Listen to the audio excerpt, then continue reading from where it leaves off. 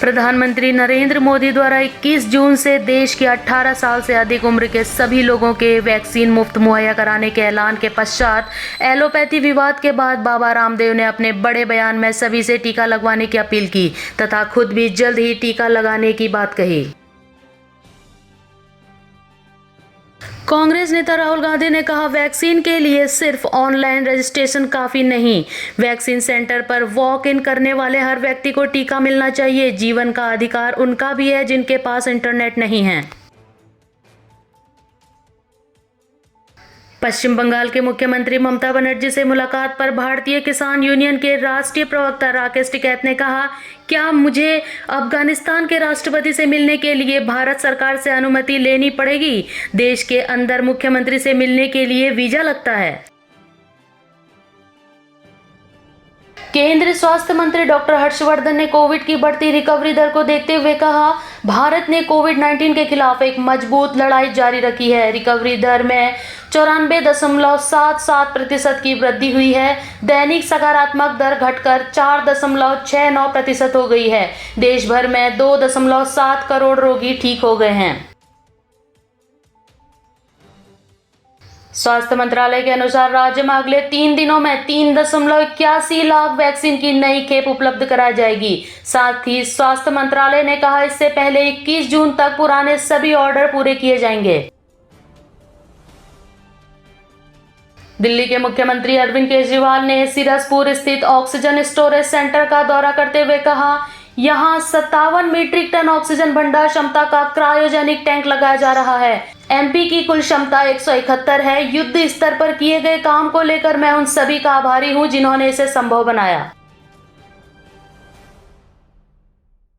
दिल्ली में कोरोना संक्रमण के मामलों में गिरावट आने पर राज्य में अनलॉक की प्रक्रिया शुरू होने के बाद अब रेलवे अधिकारी यात्रियों की मांग को पूरा करने के लिए रेल बोर्ड जल्द ही 100 स्पेशल ट्रेन चलाने की तैयारी में जुट गया है। साथ ही उत्तर रेलवे ने तो इनमें 1 दर्जन से अधिक ट्रेनें 14 जून से 18 जून के बीच चलाने की समय सारणी भी तैयार कर ली है।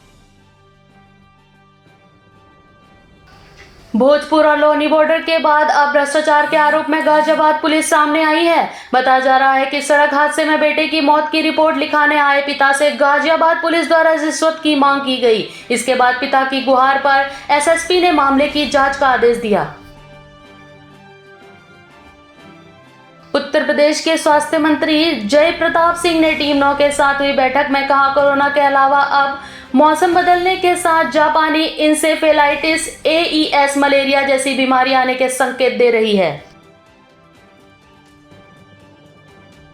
उत्तर प्रदेश के बिलासपुर रोड पर गौ तस्करी के खिलाफ अभियान के दौरान चेकिंग में पुलिस द्वारा एक गाड़ी को रोके जाने पर आरोपी बैरियर तोड़कर भाग निकले। पुलिस के वहां पहुंचने पर आरोपियों तथा पुलिस में गोलाबारी शुरू हो गई। इस पर पुलिस की गोली लगने से उनमें से 2 आरोपी घायल हो गए। साथ ही 4 लोग जंगल में भाग गए। पकड़े गए आरोपियों के पास से पुलिस ने फर्जी नंबर प्लेट की 1 होंडा सिटी, 2 तमंचे, 4 छुरी, 1 कुल्हाड़ी तथा 6 मोबाइल फोन बरामद किए। कानपुर में जीएसवीएम मेडिकल कॉलेज और स्वास्थ्य विभाग के द्वारा पड़ताल के दौरान कानपुर के हैलट अस्पताल की फाइलें पलटी गई तो 13 और लोगों की मौत का खुलासा हुआ। बुधवार को इन मौतों का नोटिफिकेशन जारी किया गया। हैलट के अलावा भी निजी अस्पताल में अभी कम से कम 100 मामले और होंगे जिनका डाटा फीडिंग की गई है। कानपुर से आगरा जा रही आगरा फोर्ट डिपो की रोडवेज बस हाईवे स्थित छलेसर फ्लाईओवर पर खराब खड़े टैंकर में पीछे से जा घुसी। इस पर बस में सवार 4 लोगों की मौके पर ही मौत हो गई। वहीं दर्जन भर लोग घायल हो गए। आनन फानन में घायलों को पुलिस ने एम्बुलेंस द्वारा एसएन मेडिकल कॉलेज भेजा। बलिया जिले जेल का वाराणसी रेंज के जेल डीआईजी एके सिंह ने निरीक्षण के दौरान सुरक्षा से संबंधित दिशा निर्देश देते हुए कहा, जिला कारागार में स्ट्रीट लाइट लगाने तथा जेल के बाहर सीसीटीवी कैमरा लगाने की बात कही ताकि बाहर से कोई नशीला पदार्थ या कुछ सामान जेल के अंदर फेंकता है तो उसे कैमरे के माध्यम से पकड़ा जा सके। मुंबई के मलाड वेस्ट इलाके में बीती रात भारी बारिश होने से 4 मंजिला रिहायशी इमारत ढलने से 8 बच्चे तथा 3 वयस्कों की मौत हो गई और कुछ लोग घायल हो गए और साथ ही इसके अलावा भी कई लोग मलबे में दब गए, जिन्हें दमकल विभाग और अन्य एजेंसियों के कर्मियों द्वारा बचाव एवं तलाश अभियान शुरू किया गया।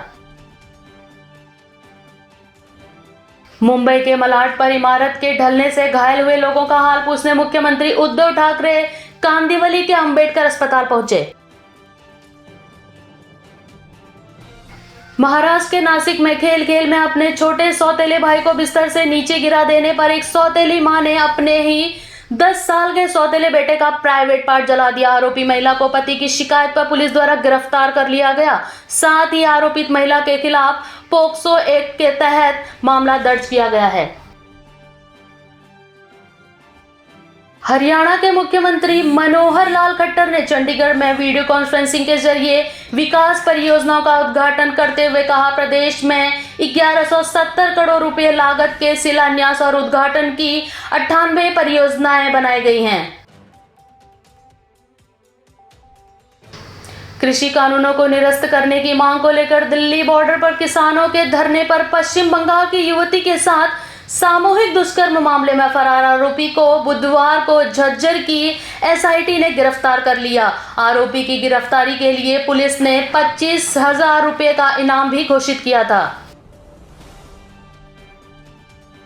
राजस्थान के सीकर जिले में विवाहित महिला को भगाकर ले जाने के आरोप में एक नाबालिग बच्चे को घाघरा चुनरी पहनाकर तथा नाबालिग के गले में जंजीर डालकर पूरे गांव में घुमाने का मामला सामने आया है।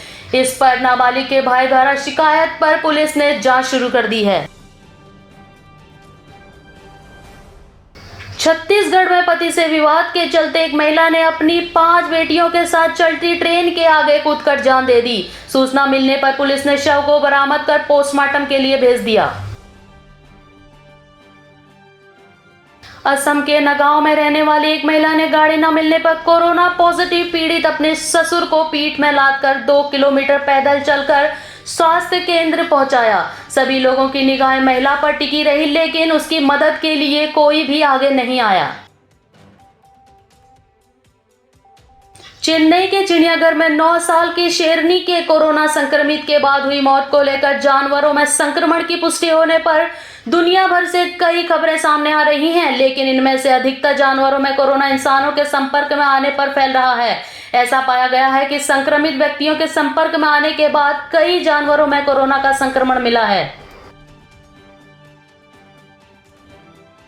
देश में पहली बार वैज्ञानिकों ने सूर्य पर 3 अनदेखे विस्फोटों का खुलासा किया है, जिनको सोलर रोजेटा स्टोन नाम दिया गया। इन विस्फोटों के सहारे वैज्ञानिकों को अंतरिक्ष का मौसम समझने में मदद मिलेगी। साल 1998 में एशियाई खेलों में भारत को स्वर्ण पदक जिताने वाले पूर्व बॉक्सर नंगगोम डिंको सिंह का कोविड को मात देने के बाद कुछ वर्षों से बीमारी और लीवर का इलाज चलने के दौरान निधन हो गया। इस पर प्रधानमंत्री नरेंद्र मोदी, खेल मंत्री किरण रिजिजू सहित कई खिलाड़ियों ने दुख व्यक्त किया। डोमिनिका की सरकार द्वारा पीएनबी घोटाले का आरोप और भगोड़ा कारोबारी मेहुल चोकसी को अवैध प्रवासी घोषित किए जाने पर डोमिनिका प्रशासन ने इस आदेश को अदालत के सामने रखते हुए कहा, मेहुल चोकसी की याचिकाएं खारिज कर उसे भारत भेज दिया जाए।